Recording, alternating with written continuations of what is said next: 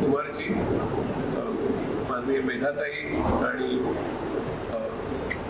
मंचावरील सर्व बंधू-भगिनी आणि आपण सर्व, मला प्रथम सगळ्यांना विनम्र अभिवादन. आज कुमारजींचा मला फोन आला होता की माझा आतला आवाज याविषयी मी काही बोलावं. तर मी नंतर त्यांनी मला वक्त्यांची यादी सांगितली. त्याच्यामुळे मला असं वाटू लागलं की थोडीशी व्हरायटी यावी म्हणून मला बहुतेक बोलायला असावं. मी थोडक्यामध्ये माझे विचार मांडतील, कारण आपल्या कार्यक्रमाला थोडा विलंब झालाय. आपण सर्व गांधी विचार जाणता आणि त्याच्यामुळे आतला आवाज ही जी गांधीची संकल्पना ती आपल्याला परिचित आहे. गांधीजींना हे अभिप्रेत होतं की आतला आवाज हे आपल्या सत्याच्या शोधाचं एक साधन आहे आणि त्या सत्याप्रमाणे वर्तन करण्याचं सुद्धा एक साधन आहे. त्यांचा असा विश्वास होता की संपूर्ण अंधार झालेला असेल अशा वेळेला न्याय आणि नैतिकता यांचा शोध घेण्यासाठी आपला आतला आवाज हा एक दिवा आहे. त्याचबरोबर त्यांचा हाही विश्वास होता की जर तुम्ही खरोखर तुमचा आतला आवाज ऐकलात तर तुमच्या हृदयामध्ये समजूतदारपणा, त्याचबरोबर करुणा, सत्य आणि प्रेम यांचा आपोआप आविष्कार होतो. त्यांना हेही अपेक्षित होतं की खरंच माझा आतला आवाज मी जर ऐकायचा असेल तर माझ्या अंतःकरणाची अपार शुद्धी मला केली पाहिजे. आणि तसं केलं असता जो आतला आवाज मला ऐकू येईल त्याच्यामध्ये स्वार्थ किंवा दुसऱ्यांना इजा किंवा कुठल्याही प्रकारचा अप्रामाणिकपणा कधीही येणार नाही. त्यांना हेही सांगायचं होतं की जर माझा आतला आवाज मी ऐकला तर मला या प्रेमाचा परिपोष जगामध्ये सर्वत्र करता येईल. मला त्याच्यासाठी माझ्या मागे किती लोक येतात याची गरज नाही. मी एकटा असलो तर या आतला आवाज मला आत्मबळ देत राहील. पण त्याचबरोबर जर मी माझ्या मनाची शुद्धी केली नाही तर माझ्या आतल्या आवाजाचा चुकीचा अर्थ मी काढण्याचा धोका आहे आणि त्या चुकीच्या अर्थापोटी माझा अज्ञान आणि माझा अहंकार हाच फक्त व्यक्त होईल. त्यांना हे सांगायचं होतं की मी माझा आतला आवाज ज्या वेळेला मला पुकारतो त्यावेळेला कितीही गंभीर परिस्थिती असली तरीही मी त्याचाच पाठपुरावा केला पाहिजे. त्याच्याशी मी प्रतारणा करता कामा नये.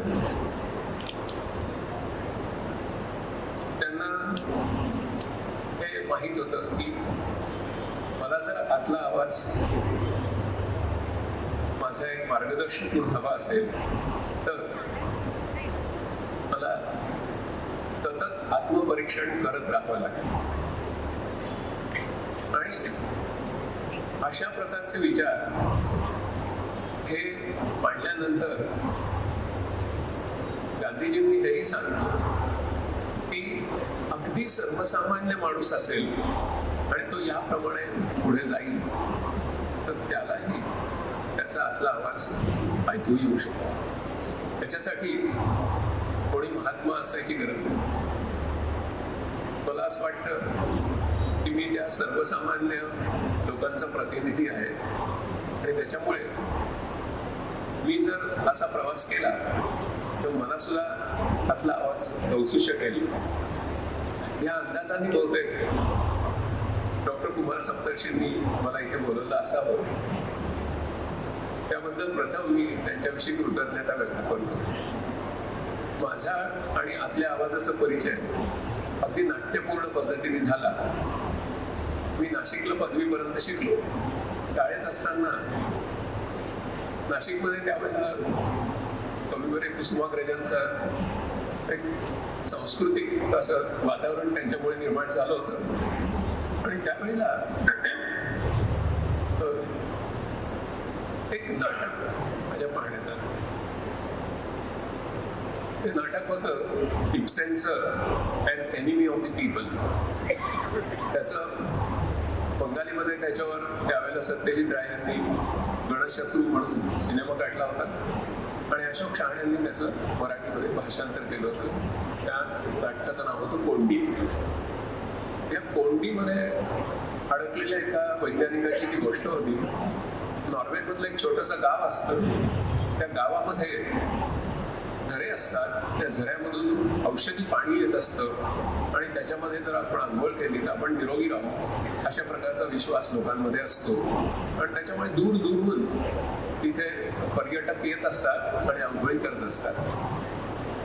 त्या संबंध व्यवस्थेची नीट काळजी घेण्याचं काम डॉक्टर स्टॉकमन नावाच्या एका डॉक्टरकडे असते.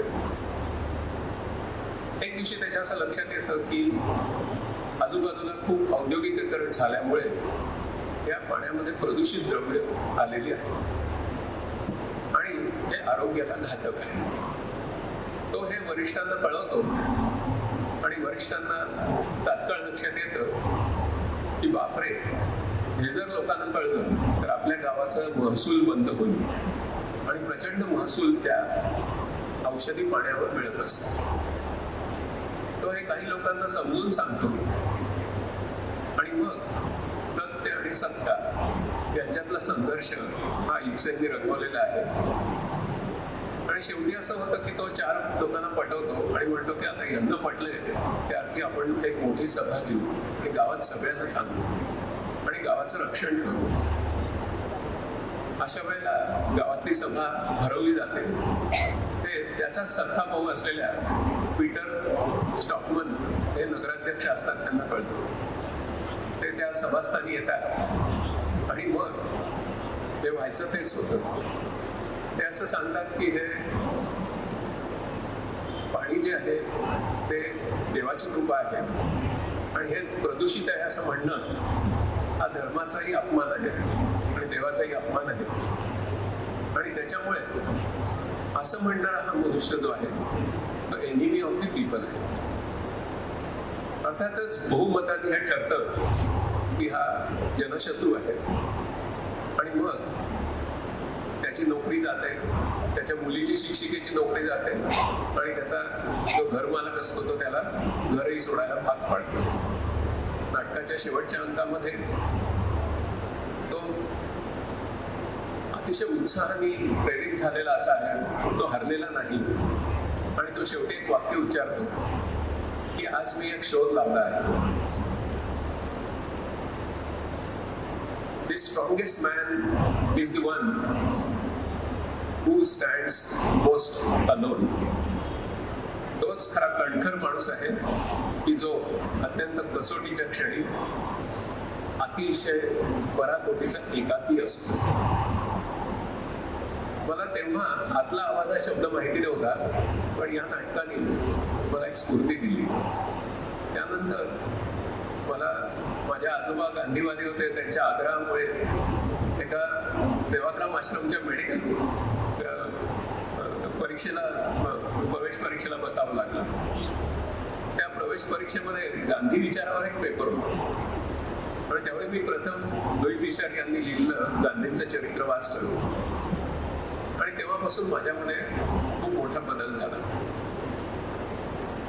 पहिली गोष्ट अशी झाली की माझ्या आतल्या आवाजाने मला असं सांगितलं की डॉक्टर होणं ही तुझी पॅशन नाही. आजोबांचा तर प्रचंड आग्रह होता की डॉक्टरच झालं पाहिजे आणि लोकांची सेवा केली पाहिजे, ते देतील तेवढीच फी घेतली पाहिजे आणि काटकसरीने जगलं पाहिजे. पण मला त्या वाचनात मनातून धैर्य आलं होतं. मी प्रथम आजोबांना सांगितलं मला डॉक्टर व्हायचं नाही. आता की मला खरं म्हणजे ते गांधींच्याच मुळे धैर्य आलेलं होतं. पुढे कॉलेजला असताना आणीबाणी जाहीर झाली आणि घरामध्ये मोठी आवडणं, संताप होणं वगैरे असं सगळं सुरू होतं. अशा वेळेला गांधींचा संदेश समोर आला की असं घरात बसून पाया पडणं हे काही योग्य नाही, कृती केली पाहिजे. म्हणून मित्रांना जवळ घेऊन निर्भय बनवाचे बॅचेस छापले आणि 2 ऑक्टोबरला सायकल रॅली काढली. व्हायचं तेच झालं. पोलिसांनी प्रचंड चोप दिला, सायकलवरून खाली पाडलं आणि जखमी अवस्थेत आम्ही घरी पोहोचलो. त्याच्यानंतर मनात सारखे विचार ते संघर्षाचे चालू होते. अशातच मे महिना आला 76चा आणि अशी बातमी आली की यावर्षी नाशिकमध्ये वसंत व्याख्यान मला होणार नाही. का नाही म्हणत? सगळे संयोजक घाबरलेले होते की आपल्याला अटक झाली तर काय. मी आणि मला सोनवणे नावाचा एक मित्र संध्याकाळी भेटलो, पण त्याला मी म्हटलं की आपण वसंत व्याख्यान मला करूनच दाखव. आणि मग मी ते करण्याचा प्रयत्न केला. 30 दिवस निरनिराळे वक्ते आणले आणि त्याच्यासाठी वर्गणी गोळा केली. पोलिसांची परवानगी घेतली आणि ते पोलीस इन्स्पेक्टर गोखले म्हणून होते, त्यांनी मला दम दिला होता की काही झालं तरी आम्ही वक्त्याला न पकडता तुलाच तू काढता. पण कसं बसं का होईना सगळी व्याख्यानं व्यवस्थित झाली आणि मला एक प्रकारचा हुरूप आला की असं काहीतरी एक आपण करू शकतो. त्यानंतर मला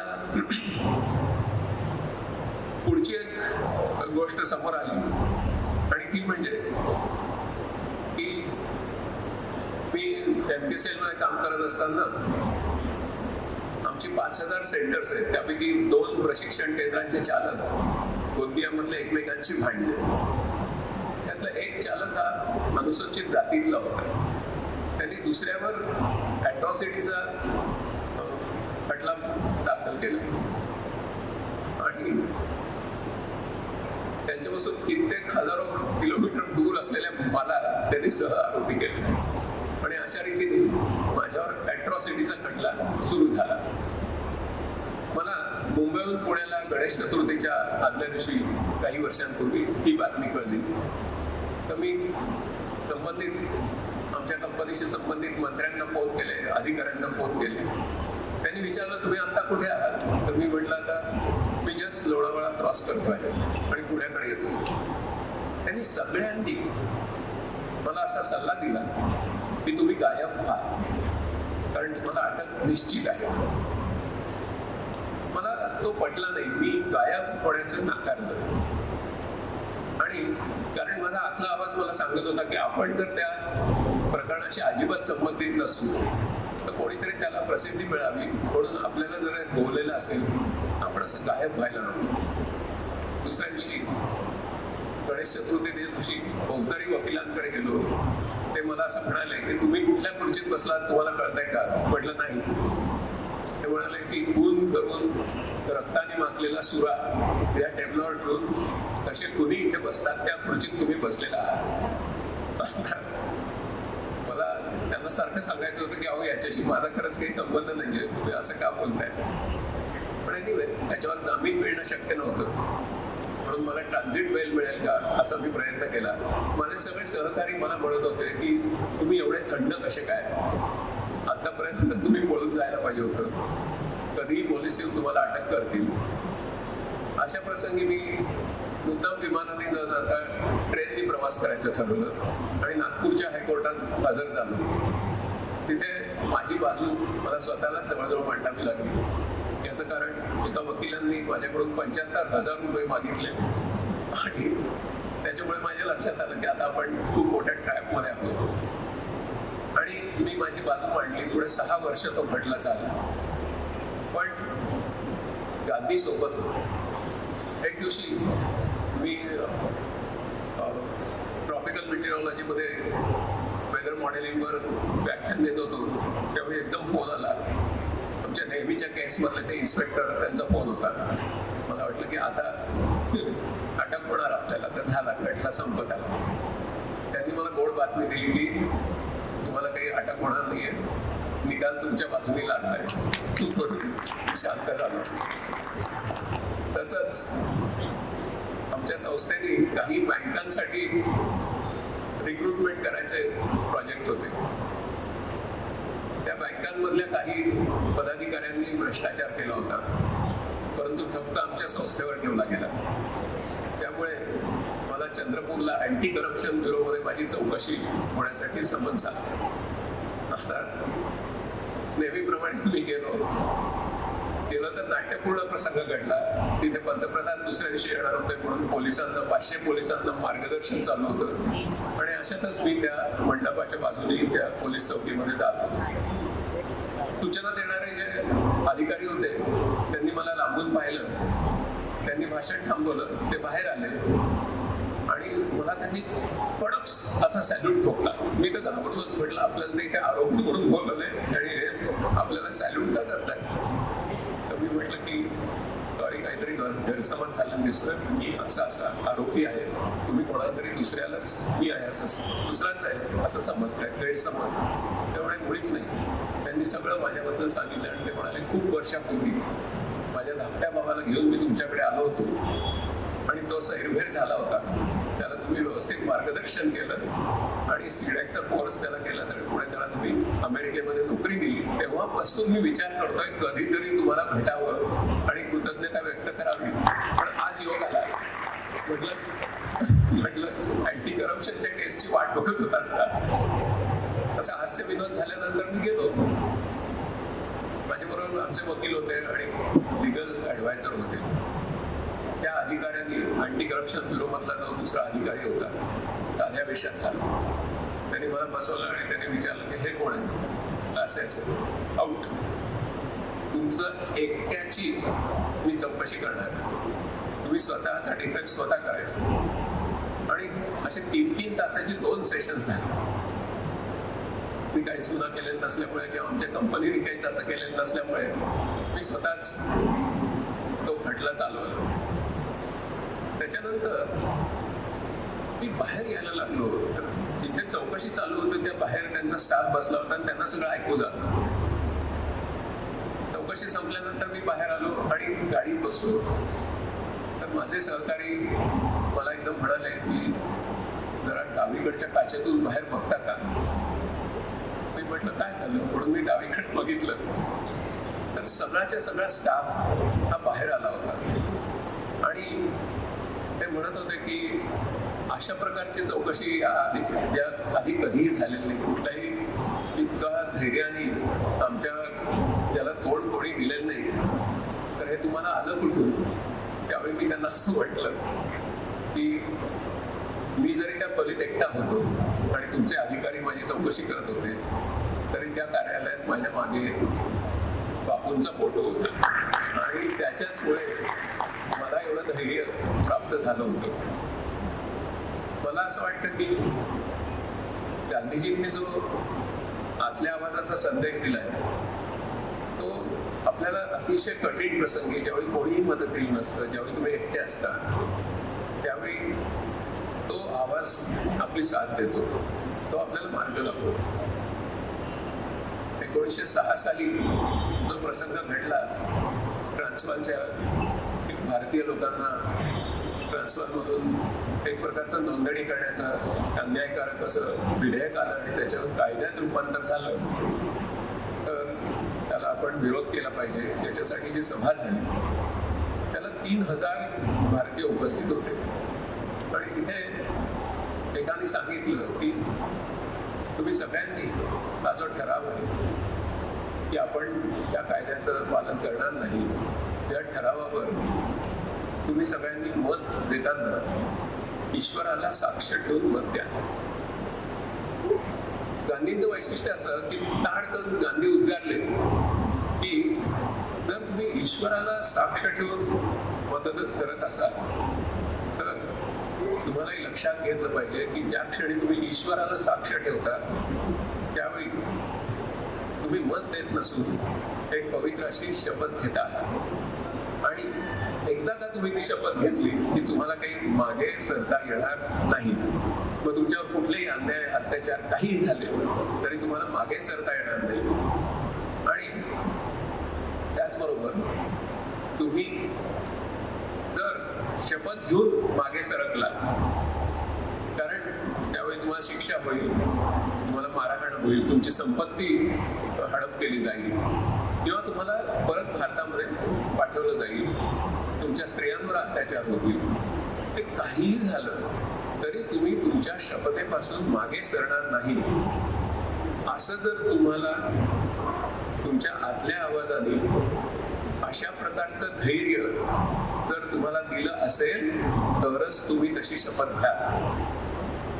तर तुम्हाला असं निश्चितपणे आतल्या आवाजाकडून जर तुम्हाला निश्चित असं आश्वासन मिळत असेल की तुम्ही ह्या अत्याचारांना तोंड देऊ शकाल, कुठल्याही शिक्षेला सामोरं जाऊ शकाल, तरच तुम्ही ही शपथ घ्या. आणि जर तुमच्यातल्या कोणीही अशी शपथ घेतली नाही आणि मी एकटा राहिलो तरी मी अशी शपथ घेईनच. आता ही गोष्ट 1906 साली घडली होती. त्याच्यानंतर 75 वर्षांनी मला हा प्रसंग तसाच्या तसा पाहण्याचं योग आला. याचं कारण मी त्यावेळेला फर्ग्युसन कॉलेजमध्ये शिकवत होतो आणि तिथे तर रिचर्ड ॲटनबरो हे गांधी सिनेमाचं शूटिंग करायला आले होते आणि आमच्या ॲम्फी थिएटरमध्ये तोच प्रसंग, त्या इम्पिरियल थिएटरमधला प्रसंग तिथे चालू होता. तो पाहण्याचा योग आला. आणि मग ॲटनबरोची रोजची धावपळ तिथे बघत होतो आणि मग कळलं मला की ॲटनबरोनी हा सिनेमा काढण्याची ज्यावेळी कल्पना मांडली त्यावेळी त्यांची एवढी निर्बत्सना झालेली आहे की गांधींचं वर्णन त्यांच्या टीकाकारांनी असं केलं होतं की एका खुरटलेल्या झाडाला एखादी फाटकी चिंधी लटकलेली असते, हे झाड हॉलिवूड सिनेमाचा हिरो असूच शकत नाही.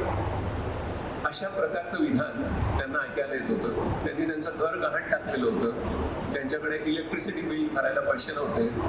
असा आपल्या मायभूमीच्या विरुद्ध संघर्ष करणाऱ्या एका माणसावर पूर्ण चित्रपट बनवायला हा मनुष्य आला होता. मी विचार केला की अशा इतक्या प्रतिकूल परिस्थितीमध्ये कसं काय बरं हा चित्रपट करू शकला असेल. त्यावेळी माझ्या लक्षात आलं की ॲटनबरोंना सुद्धा त्यांच्या आतल्या आवाजानेच ते करण्यासाठी प्रवृत्त केलं असेल, नाहीतर एवढं मोठं धाडस कोणी करू शकणार नाही. या सिनेमाला अशी निर्बत्सना करून त्यांचा नामोहरम करण्याचा प्रयत्न झाला होता. त्याला 1983 साली 8 ऑस्कर अवॉर्ड्स मिळाली आणि एक इतिहास ऑस्करच्या अवॉर्ड्समध्ये त्यावेळी रचला गेला. अखेर शेवटी एक मुद्दा करून मी थांबली आणि तो म्हणजे की माझ्या पुढे 4 प्रश्न होते आणि ते 4 प्रश्न असे होते की फार मोठ्या प्रमाणात भारतामध्ये युवांमध्ये बेरोजगारी आहे. विद्यापीठांना शिक्षणामध्ये असं काहीतरी द्यावंसं वाटतं की ज्याच्यामुळे विद्यार्थी रोजगाराभिमुख होतील, कारण त्यांच्या पदव्यांची समर्पकता शिल्लक नाही. तिसरी समस्या होती ती पालक आणि समाजापुढे की आपल्या मुलांचं काय होणार, ते बेकार होतील. लक्षावधी मुलं स्पर्धा परीक्षेला बसण्यासाठी येतात, त्यातल्या फारच थोड्यांना यश होतं. आणि चौथा प्रश्न होता तो म्हणजे उद्योजकतेला, उद्योगांना चांगलं मानवी संसाधन कसं मिळू शकतं.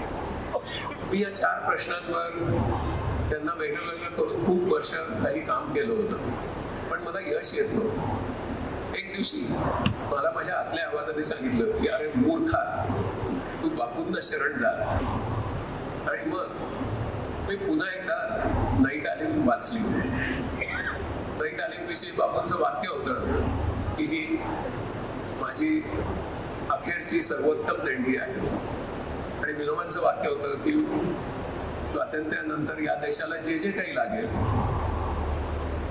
त्याची व्यवस्था बापूंनी आधीच करून ठेवली आहे. नई तालीमचा नीट अभ्यास केला आणि माझ्या लक्षात आलं की गांधींची सर्वात मोठी देणगी जी काय ती काय आहे तर ज्ञानार्जनाचं आणि नव्या ज्ञानाच्या निर्मितीचं माध्यम कुठलं. गांधींनी फिनिक्स आश्रमापासून प्रयोग केले आणि त्यांनी एक अप्रतिम सिद्धांत दिला ज्यामुळे युनेस्कोने त्यांना भारतातून आलेल्या 3 श्रेष्ठ शिक्षण तज्ञांमध्ये गांधींची निवड केली. ज्ञानार्जनाचं आणि नव्या ज्ञाननिर्मितीचं माध्यम काय. गांधी प्रयोगांती या निष्कर्षाला आले की सामाजिकदृष्ट्या उपयुक्त आणि उत्पादक काम हेच ज्ञानार्जनाचं एकमेव माध्यम आहे. आणि म्हणून विनोबा म्हणतात तसं मुकाट डोकं आणि डोक्यात मुकं असं करू नका, तर तुम्ही कामापासून सुरुवात करा. उत्पादक आणि सामाजिकदृष्ट्या उपयुक्त कामापासून सुरुवात करा. त्या कामातून ज्ञान मिळवा आणि ते ज्ञान सुद्धा नॉलेज कन्झ्युमेरिझमसाठी वापरू नका, तर त्या ज्ञानातून ते काम अधिक फलदायी करा आणि मग अशी अपवर्ड स्पायरल बिल्ड करा. आणि हे जे ज्ञान तुम्ही कामातून मिळवता ते एक टॅसिट नॉलेज असतं, अव्यक्त असतं. तिथून तुम्ही ग्रंथांच्या आणि मार्गदर्शकांच्या साह्याने तुम्ही त्या टॅसिट नॉलेजचं एक्सप्लिसिट थिओरिटिकल नॉलेजमध्ये रूपांतर करा. मला हे सापडल्यानंतर मी अनेक विद्यापीठांमध्ये गेलो, त्यांना ही भूमिका समजून सांगितली की आपण मुलांना घेऊया, त्यांना प्रत्यक्ष सामाजिकदृष्ट्या उपयुक्त कामात आणूया. ते काम ते करत असताना जे ज्ञान निर्माण होईल त्याला तुम्ही डिग्रीनी रेकग्नाइज करा.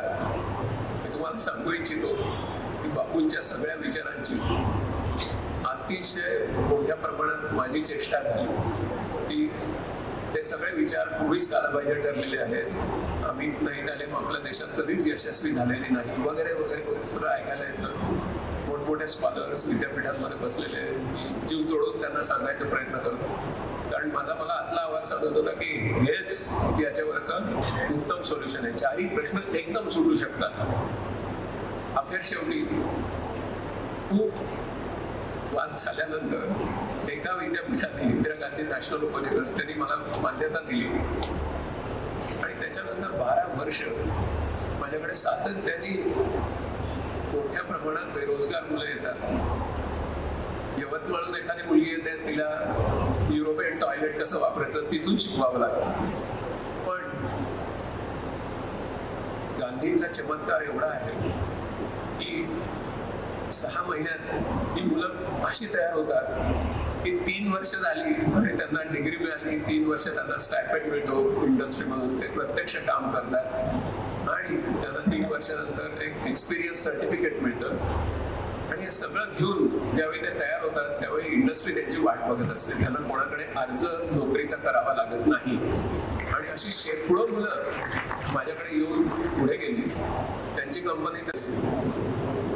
आणि त्याच्यामुळे याच्यावर फक्त माझा आतला आवाज माझ्याबरोबर होता, दुसरं काहीही नव्हतं. सगळे विरोध करत होते आणि मला कधी कधी वाटायचं की अरे बापूंनी एवढं सांगितलेलं हा सूत्र हा देश का नाही स्वीकारत, ही श्रमप्रतिष्ठा त्याला का नाही स्वीकारत.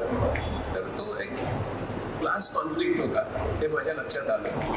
आणि मग तिथून जो प्रवास केला त्याचं उत्तम फळ आज त्या मुलांना मिळालं. म्हणजे आजचे जे प्रश्न आहेत तर तुम्ही जर तुमच्या आतल्या आदावर विश्वास ठेवला आणि बापूंचं तत्वज्ञान जर स्वीकारलं तर तुम्ही कुठच्या कुठे जाऊ शकता. शेवटी मी एकच सांगेन, बापूंनी स्वतःही म्हटलंय की माझ्या आतल्या आवाजाने कधी कधी माझ्यापासून रक्षण केलं. मी तुम्हाला सांगू इच्छितो की जो आतला आवाज ऐकतो तर प्रत्येकाला तसंच वाटतं की आपलं स्खलन होणार होतं, पण आपल्या आतल्या आवाजाने आपलं रक्षण केलं. आणि त्याचबरोबर खूप वेळा बापूंनी सांगितलं की तुम्ही एकटेच राहाल, तुमचा रस्ता सरळ असेल पण अरुंद असेल तरी तुम्ही एकटे असलात तरी त्या वाटेने मार्गक्रमण करा, कारण तोच तुम्हाला सत्याकडे नेणारा रस्ता आहे असं त्यांनी सांगितलं. पण मी तुम्हाला वेगळंच काही सांगू इच्छितो आणि ते हे आहे की तो सगळा काळ वेगळा होता. आज ज्या वेळेला आपण आतला आवाज ऐकतो आणि आतल्या आवाजाप्रमाणे आपण मार्गक्रमण करू लागतो, त्यावेळी मात्र आपण एकटे नसतो. त्याचं कारण बापू आपल्या सोबत असतात.